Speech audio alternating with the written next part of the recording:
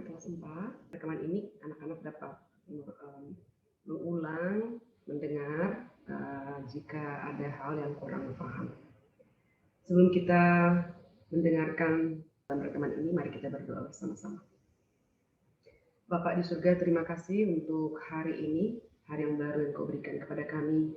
Kami berdoa kiranya Tuhan memberikan kesegaran kepada kami, Tuhan menolong kami untuk bertumbuh dalam tanggung jawab, bertumbuh dalam kesadaran akan tugas dan panggilan kami sebagai seorang anak dan seorang murid, agar kami dapat belajar dengan baik dan boleh menerima pembekalan sesuai dengan usia kami, kelas kami, sehingga dengan bertambahnya usia, bertambahnya jenjang kelas, pengetahuan kami juga boleh terus bertambah. Kami berdoa untuk materi pelajaran hari ini, kiranya Tuhan menolong kami untuk dapat belajar prinsip-prinsip iman Kristen daripada materi pelajaran, dan kiranya juga kami boleh terus melihat kemuliaan Tuhan melalui setiap pembelajaran kami. Sertai dan pimpinlah kami Tuhan dalam pembelajaran hari ini. Dalam nama Tuhan kami Yesus Kristus kami berdoa dan bersyukur. Amin. Nah, anak-anak, ayat hafalan Nehemia 1 ayat 7, anak-anak ikuti prinsip menghafalnya ya. Sekarang ini kita baca saja. Nehemia 1 ayat 7, kami telah sangat bersalah terhadapmu dan tidak mengikuti perintah-perintahmu, ketetapan-ketetapan dan peraturan-peraturan yang telah kau perintahkan kepada Musa hambamu itu. Nah, ayat hafalan ini anak-anak hafalkan. Nah, hari ini kita akan melihat Nehemia ya. Nehemia dari pasal 1 sampai pasal yang ke-13. Dia kembali dari pembuangan dan membangun tembok. Ya, kalau minggu lalu kita belajar Zerubabel kembali membangun Bait Allah. Nehemia kembali dari Babel membangun tembok Yerusalem. Nah, Nehemia ini adalah sang juru minum Raja Artasasta. Ya, dia berdoa kepada Allah dan menyampaikan keinginannya untuk agar raja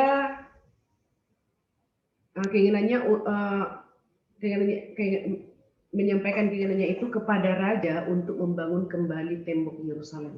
Kenapa? Karena pada waktu itu satu kota atau satu bangsa biasanya ada tembok sehingga mereka aman dari musuh. Nah, kalau Bait Allah sudah dibangun tapi tembok tidak dibangun, maka musuh akan dengan mudah datang dan mengalahkan mereka. Nah, itu sebabnya Nehemia dipakai oleh Tuhan untuk kembali ke Yerusalem, membangun tembok Yerusalem. Nah, ketika dia kembali, Nehemia ini tidak selamanya tinggal di Yerusalem, anak-anak. Dia masih kembali lagi ke Babel untuk melayani Raja Artasasta. Nah, musuh-musuh menertawakan pekerjaan itu ya. Saudara sebangsa memanfaatkan umat Allah yang miskin dan kekurangan makanan, pembangunan tembok, kekurangan makanan ya. Jadi pembangunan tembok selesai. Jadi musuh-musuhnya meremehkan mereka ya dalam pembangunan tembok itu, tapi Tuhan beserta sehingga pembangunan tembok itu bisa diselesaikan. Nah, rombongan ketiga kembali dari pembuangan dipimpin oleh Nehemia. Jadi pertama kan Zerubabel, lalu Esra, dan ketiga adalah Nehemia di tahun 445 sebelum Masehi. Mereka berkumpul dan mendengar pembacaan kitab Taurat oleh Imam Esra dari pagi hingga siang, dan umat Allah meresponinya. Ini menjadi satu hal yang mereka rindukan sebenarnya anak-anak selama ada dalam pembuangan.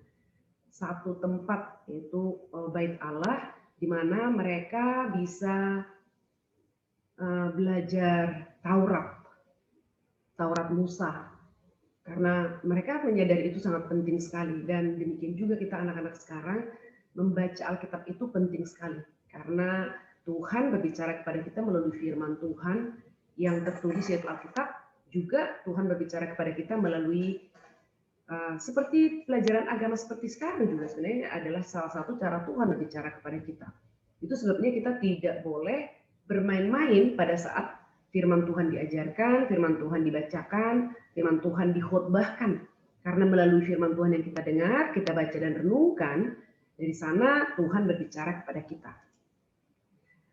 Nah, orang-orang yang ada di sana, mereka mengaku dosa ya. Umat Tuhan yang sudah yang ada di Yerusalem, mereka mengaku dosa, kemudian mereka memuji Allah, dan mereka mengingat pertolongan Allah, janji Allah yang sudah ditepati. Tidak selamanya mereka ada dalam pembuangan, hanya 70 tahun, dan setelah itu Tuhan menepati janjinya membawa mereka kembali ke Yerusalem, kota suci yang mereka rindukan dan nantikan, yang adalah tanah perjanjian yang dijanjikan oleh Allah kepada Bapak Abraham. Lalu mereka juga berkomitmen untuk menjaga covenant.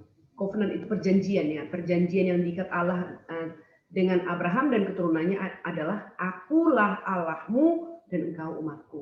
Dan dalam ikatan covenant itu Allah meminta agar umat Tuhan setia beribadah hanya kepada Tuhan.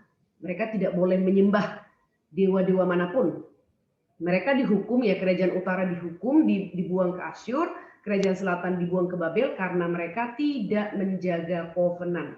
Mereka tidak setia hanya beribadah kepada Tuhan. Mereka mengikuti jalan bangsa-bangsa kafir, yaitu menyembah berhala, patung-patung, dan Tuhan tidak kompromi. Tuhan tidak membiarkan dosa bangsa Israel, dosa umatnya semakin merajalela. Maka Tuhan menghukum mereka, dan di dalam hukuman Tuhan dengan ada batas 70 tahun, sesungguhnya hukuman itu adalah menginsafkan ya, mempertobatkan mereka agar mereka ingat akan perjanjian, dan mereka jangan lagi bermain-main dengan perjanjian dengan Allah, bahwa Allah adalah Allah mereka dan mereka adalah umat Allah. Dibutuhkan kesetiaan. Allah selalu setia, tapi umat Tuhan yang sering sekali tidak setia. Nah, tembok diresmikan, semua bernyanyi, mereka memberi persembahan. Ini adalah satu perkara besar. Sekali lagi Ibu Happy mengingatkan bahwa satu kota itu penting sekali satu tembok. Maka ketika tembok itu selesai dibangun, mereka memuji Tuhan, mereka bernyanyi, mereka memberikan persembahan kepada Tuhan sebagai ucapan syukur. Nah, kemudian Nehemia bukan hanya seorang yang bekerja pada Artasasta, tapi Nehemia ini adalah seorang bekerja dan seorang yang berdoa, anak-anak. Dia adalah seorang pendoa yang bertindak dan berbakti pada bangsa dan negeri. Nah, sekarang kita sebagai anak, walaupun kita sebagai anak, kamu sebagai anak, kita sebagai warga negara Indonesia, kamu juga harus belajar peduli terhadap bangsa ini. Peristiwa-peristiwa yang terjadi di dalamnya, untuk apa kamu perlu memedulikan peristiwa-peristiwa yang terjadi di Indonesia? Untuk kamu juga dapat mendoakan pemerintah, mendoakan Bapak Jokowi, agar Tuhan tambah-tambahkan hikmat bijaksana memimpin Indonesia. Mendoakan para menteri, agar mereka dapat bekerja membantu Presiden. Mendoakan para MPR, DPR sebagai wakil rakyat, agar mereka bekerja benar-benar mengerjakan tanggung jawab mereka sebagai wakil rakyat, baik di pusat maupun di daerah. Berdoa untuk saudara kita yang mengalami bencana misalnya. Karena mungkin kita berbeda suku, berbeda agama, berbeda latar belakang, tapi kita adalah saudara satu bangsa. Maka kita perlu peduli terhadap peristiwa-peristiwa yang terjadi, baik di kota besar, di kota kecil, di pedalaman, di pulau-pulau di Indonesia. Oleh karena itu anak-anak, jangan hanya main, jangan hanya nonton hal-hal yang entertain ya, hiburan-hiburan, tapi belajar juga untuk mengetahui peristiwa-peristiwa yang terjadi. Nah, pelajaran penting dan kesimpulan yang bisa kita lihat dari kitab Esra minggu lalu ya, memberitahukan kepada kita bahwa Allah senantiasa menyertai umat covenant-Nya. Kemudian pembangunan bait Allah begitu penting karena menghidupi kehadiran Allah adalah prioritas utama.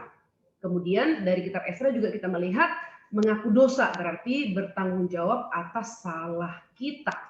Dan yang terakhir bertobat artinya memohon pengampunan Allah, memohon pertolongan Allah untuk menaatinya. Nah, anak-anak sudah tahu ya, ada juga di dalam kuis ini minggu lalu. Kemudian dari kitab Nehemia kita melihat pelajaran penting dari kitab Nehemia ini adalah jadilah seorang pendoa yang berani bertindak, peduli kepada masyarakat, dan berbakti kepada bangsa dan negara. Anak-anak, kamu harus belajar dengan rajin agar suatu hari nanti kamu juga bisa berbakti kepada bangsa dan negara. Baik bergabung dengan pegawai negeri atau menjadi pegawai swasta atau pengusaha, tapi dalam rangka berbakti kepada bangsa dan negara. Karena Allah menempatkan kita di Indonesia, maka kita juga harus berbagian membangun Indonesia, membangun manusia Indonesia. Dan di Indonesia kita menyatakan kemuliaan Tuhan. Berikutnya adalah dengarkan firman Allah dengan seksama dan memohon kepada Allah untuk menghidupi firman dan hukumnya. Kita bisa banyak mendengar, banyak belajar, tapi tanpa pertolongan Tuhan kita tidak dapat melakukan atau menghidupi firman dan hukum Tuhan. Oleh karena itu dari kitab Nehemia ini kita belajar dari Nehemia juga anak-anak berdoa, belajar firman, tapi juga harus menghidupi dan firman Tuhan dan hukum Tuhan. Nah, minggu depan kita akan belajar tentang Ester ya, tentang Allah senantiasa memelihara umatnya, sekalipun umatnya berada dalam pembuangan di Babel. Nah, berikutnya kita lihat khususnya dalam kitab Nehemia ini, seorang pendoa berani bertindak, peduli kepada masyarakat, dan berbakti kepada bangsa dan negara. Berikutnya, dengarkanlah firman Allah dengan sesama dan memohon kepada Allah untuk menghidupi firman dan hukumnya. Ya, jadi kiranya kita juga dapat belajar seperti Nehemia. Walaupun dia tinggal di Babel, tapi dia tetap peduli terhadap bangsa dan negaranya. Mungkin suatu kali kamu ada kesempatan studi di luar negeri, ambil S1 atau S2. Ingat anak-anak, studi boleh ke luar negeri, tapi kamu harus berkomitmen, kamu harus kembali ke Indonesia untuk membangun bangsa ini. Apakah kamu menjadi seorang guru, menjadi seorang ahli hukum, ahli ekonomi, atau berdagang, atau apa saja. Ingat, kembali ke Indonesia dan bangunlah bangsa ini. Indonesia adalah tempat di mana Tuhan menempatkan kita lahir, besar, dididik. Dan tentu Tuhan punya rencana bagi kita di tengah-tengah bangsa ini. Amin. Mari kita berdoa bersama-sama. Bapak di surga, terima kasih untuk pelajaran hari ini. Kami belajar dari Nehemia, bagaimana dia berdoa kepada Tuhan agar tembok Yerusalem yang runtuh dapat dibangun kembali.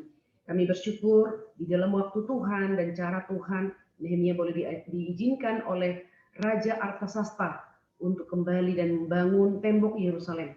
Kami tahu Nehemia masih tetap kembali ke Babel, bertanggung jawab kepada Artasasta, melayani raja yang dipakai oleh Tuhan, mengizinkan umat Tuhan kembali dari pembuangan.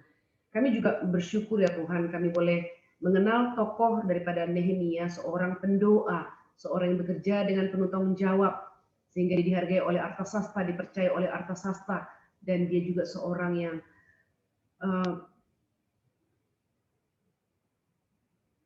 rindu melakukan firman Tuhan.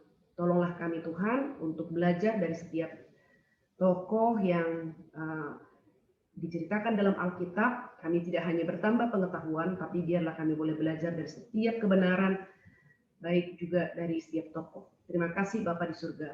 Dengar doa kami dalam nama Tuhan kami Yesus Kristus, kami berdoa dan bersyukur. Amin. Sampai di sini anak-anak.